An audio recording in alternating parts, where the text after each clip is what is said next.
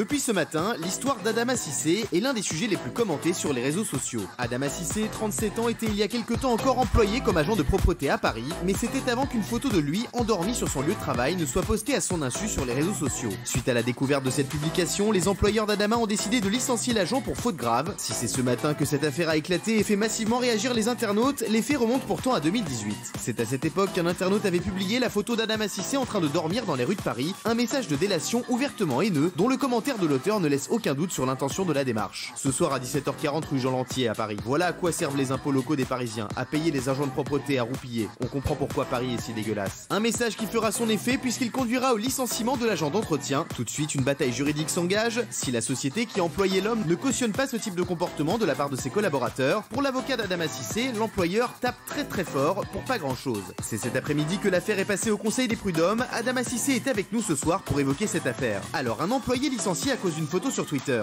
choqué ou pas choqué? Alors, un employé donc viré à cause d'une photo sur les réseaux sociaux, c'est vrai que ça fait des ravages. Alors, avant de laisser la parole à Adama Cissé, merci d'être avec nous, Adama, ce soir. Merci de nous avoir rejoints. Vous avez 37 ans, vous êtes père de famille, vous avez été licencié suite à cette photo. Vous allez tout nous raconter. Et le responsable d'Adama l'avait autorisé à prendre une pause. Adama a enlevé ses chaussures parce qu'il avait mal au pied gauche. C'est ça qu'il raconte. Alors, vous êtes choqué, Gilles Verdez. Bien sûr, parce qu'il est en pause. C'est un métier où on embauche très tôt. C'est un métier très fatigant. C'est des gens qui souffrent, qui bossent énormément. Il est en pause. Donc, non seulement c'est amoral, mais c'est illégal. Parce qu'on a le droit, il y a même des entreprises qui recommandent des petites pauses siestes chez elles. Donc là, il se repose pour reprendre le travail. C'est contestable au prud'homme. Je pense qu'il va gagner. Il n'a pas à être licencié pour ça. L'entreprise est en tort. On vous pose bien sûr la question également chez vous. Alors, vous, Adama, vous avez appris que cette photo créait la polémique sur Internet. Vous l'avez appris par l'un de vos responsables. Non, en fait, c'était pas l'un de mon responsable, c'était un inconnu que je ne connais pas. Un inconnu, d'accord. Voilà. Et la personne a pris la photo. Elle ne lui a pas demandé avant. Il a pris la photo, je ne suis même pas au courant. C'est ça. Moi, j'avais mal au cheville gauche, la douleur, tout et tout. Il n'a pas venu vers moi pour me demander. Et il a envie de prendre ma photo pour lancer aux réseaux sociaux et d'abord à mon travail. Oui. Et puis moi, je trouve que ce n'est pas normal. Il n'a pas venu vers moi pour me demander, pour me donner la question. Monsieur, qu'est-ce qui vous arrive? Il y a plein de gens qui prennent des photos comme ça sur les réseaux. Je vais appeler les pompiers. Vous avez un problème? Où je suis ici dans ma pause, il ne m'a rien fait. Et puis il m'a lancé... Il vous a demandé voilà. Il vous a mis dans une situation inextricable. Alors, voilà. Jean-Michel Maire, vous êtes le seul à ne pas être choqué, dites-nous. Je suis triste, évidemment, pour lui. C'est terrible de perdre son travail, surtout qu'on fait un travail déjà fatigant, on se lève des horaires impossibles, etc. Mais moi, je trouve qu'à un moment, il faut être un peu responsable de ses actes. Quand on fait une chose comme ça qui est aussi peu logique, dans le sens qu'on s'affiche un peu, on faut prendre un peu, faire ça discrètement, qu'on soit fatigué. Moi, parfois, je suis fatigué, je travaille énormément, mais parfois, quand je me planque, quand je dois dormir... Là, c'est pas le moment. Ouais. D'accord, mais quand on fait une sieste ouvertement comme ça, devant tout le monde, etc., on sait qu'il va y avoir des conséquences. Je ne veux pas croire que dans votre tête, vous ne l'avez pas dit, on vous allonge gens, les pieds croisés comme ça, les chaussures devant, ça n'allait pas faire réagir quelqu'un. Il y a forcément... On peut rester habillé, s'asseoir et dormir un peu comme ça, etc. Mais le fait comme ça, pour moi, je ne dis pas que c'est la provoque, mais c'est un peu... Vous avez un peu cherché le feu sans le vouloir. Vous cherchez les emmerdes sans le vouloir, peut-être. C'est ce qui a fait le plus réagir aujourd'hui. Du coup, vous avez perdu votre travail depuis Adama. Et c'est vrai que Adama, ça faisait 8 ans qu'il travaillait pour cette entreprise. Il n'avait jamais eu aucun problème avec vous. Et suite à la diffusion de cette photo, donc, il s'est fait virer. Voilà, aujourd'hui, la décision est tombée. Donc, vous êtes choqué, Raymond, là-dessus? C'est ça qui ne va pas. Moi, je suis choqué. C'est le manque de discernement. Et les états de service, on dit souvent les états de service, c'est un métier physique, ils ramassent les papiers dans la rue, ils ramassent, voilà, on le sait. Après, s'il n'a pas vu de conneries avant, s'il n'a pas fait de conneries avant, et s'il peut le prouver qu'il n'a pas eu d'avertissement ni de recommandé, là, j'ai de la peine pour lui, parce qu'il faut que cette entreprise fasse machine arrière.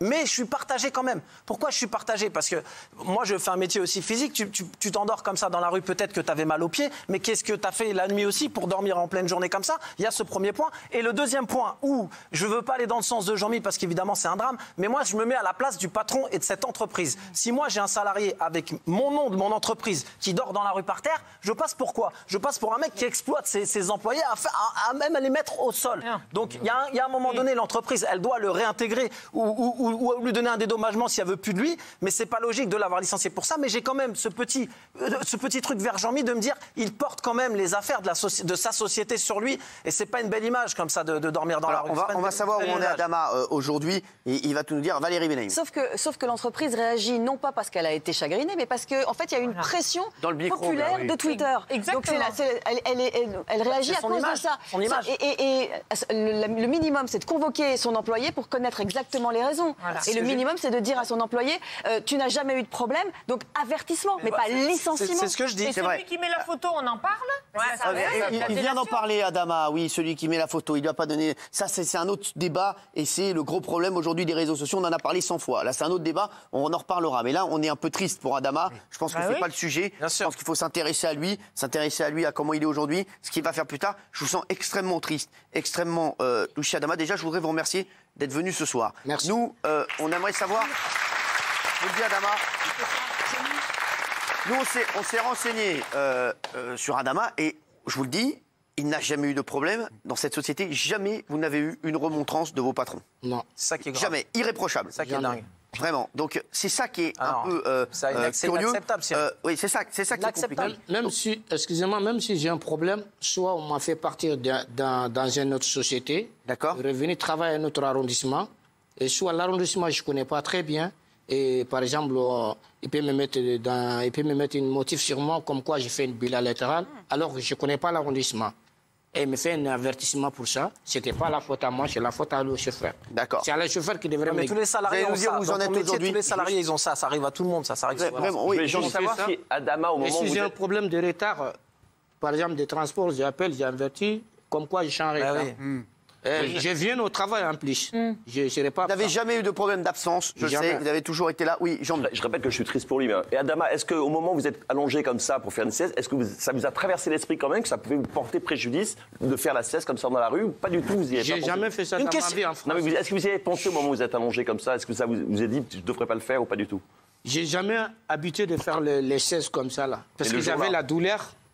Mon cheville. Vous aviez mal aux pieds, d'accord. J'ai entorché. C'est ça. Et quand je descendais sur les marchepieds, et du moment un coup, j'arrive pas à tenir. C'est ça, Adama, tu voulais pas t'endormir. Est-ce que tu voulais t'endormir ou est-ce que tu voulais juste te reposer? Voilà, tu vois, il voulait pas s'endormir. Juste j'ai fait comme ça pour tirer. Et vous êtes endormi de fatigue. Alors, j'aimerais que Sophie... Non, moi, ce que je trouve tout à fait abject, en fait, c'est que cette photo-là soit recevable pour vous virer. C'est ça. Parce que c'est de l'incitation à la délation.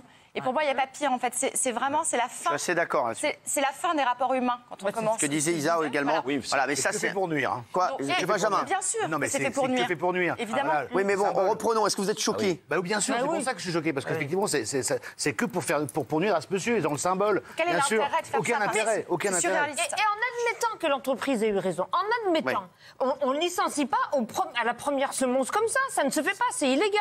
Non, mais c'est incroyable. Alors, Adama, je sais que vous aimiez beaucoup votre travail.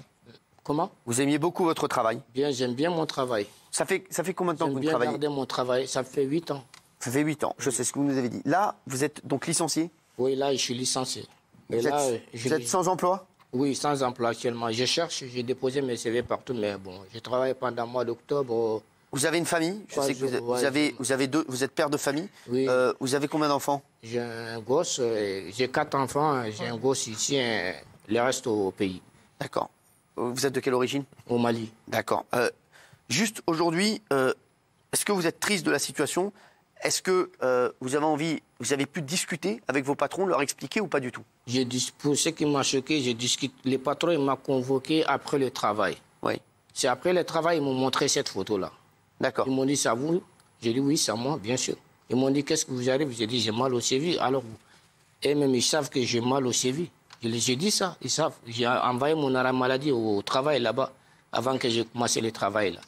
Donc, quand je faisais marcher-pied, la montée descendre là, le cheville est déclenché. Tu sais, le cheville, c'est pas facile à guérir. Hein. Quand il fait froid, ça déclenche. Surtout dans le métier, dans le métier que vous faites. Alors, donc, vous allez être jugé au prud'homme. Vous avez fait appel au prud'homme, je crois que c'est quand le jugement Là, c'est... Le résultat, je crois que ce sera en juin. Le 19 juin, oui. D'accord, donc ça vous a coûté énormément de frais aussi d'avocat, tout ça, ou comment ça s'est passé? Non, moi je suis toujours derrière mon avocat, j'étais avec mon avocat, il est juste à côté ici, derrière moi. D'accord, ok, très bien. C'est un avocat commis d'office? Oui. D'accord. Alors, Igor Egrich, qu'est-ce que vous pensez de cette affaire? Vous êtes choqué? C'est extrêmement choquant pour deux raisons. La première, c'est qu'en effet, n'importe qui peut exercer son contrôle social, comme ça, prendre une photo, la diffuser. Le commentaire qui accompagne la photo est épouvantable. Oui. Voilà où passent nos impôts, etc. C'est assez insupportable. Oui. Et puis la deuxième raison, c'est en effet de créer de la détresse humaine, comme ça. On comprend pourquoi Paris est si dégueulasse. Enfin, bon, là, c'est vraiment, comme tu le disais, de la délation. Et on entre dans une époque qui est extrêmement dangereuse à cause de ça. Jean-Michel. Le cas d'Adama, il est triste évidemment ce qu'on a devant nous, mais il n'est pas unique. Il y a plein de gens qui se font virer parce que les vidéos de surveillance dans leur société, dans leur magasin, prouvent qu'ils ont dormi au travail ou qu'ils ont fait une faute. Ils sont virés. La surveillance et les vidéos maintenant sont... Encore plus dégueulasse dans cette histoire, c'est qu'il avait un arrêt de maladie pour sa cheville. Il profite pas, le mec profite pas de la sécu. Il vient travailler même avec sa cheville éclatée et il se retrouve licencié. Ça. Adama, la prochaine fois, chez toi... Adama, qu'est-ce que vous auriez à dire aujourd'hui pour vous défendre et pour dire voilà, que vous avez envie de travailler, vous avez été irréprochable pendant 8 ans. Qu'est-ce que vous auriez à dire aujourd'hui à vos anciens patrons? Moi, je n'ai plus avec lui, à mon ancien patron, je n'ai plus à mon ancien patron. Mais... Vous êtes déçu de sa décision? Comment? Vous êtes triste et déçu de sa décision? Oui, voilà. De toute façon, il m'a... Vous trouvez ça injuste? Voilà. De toute façon, il m'a viré, c'est pas normal. C'est pas normal. Aujourd'hui, comment vous faites pour vivre? Bon, aujourd'hui, je suis au chômage. C'est ça, donc d'accord. Et vous avez envie de retravailler pour une autre société? La mairie de Paris, elle ne peut pas faire quelque chose, parce que là, c'est une boîte privée. Je suis en train de chercher un autre emploi, si je le trouvais, voilà quoi. Mais pour le moment, je n'ai pas de travail. On espère que vous allez trouver très vite quelque chose. Voilà, s'il y a des gens qui nous regardent, même des gens de la mairie de Paris, est-ce qu'on peut faire quelque chose pour Adama? Je vous le dis, et on a vu le dossier, il était irréprochable, il a toujours fait son travail. Malheureusement, là, c'est un concours de circonstances. Je pense que vous êtes endormi de fatigue. Mais cette photo risque de encore lui porter préjudice. Ah bah c'est sûr, c'est sûr. De nombreux. Ça peut se gagner au prud'homme, Cyril. Ça peut se gagner au prud'homme. Écoutez, on espère pour vous que ça va bien se terminer. Adama, je voudrais vous remercier en tout cas d'avoir été avec nous et on sera là. Vous avez, on espère que ça va bien. On espère que ça va s'arranger. Vous allez très vite trouver du travail.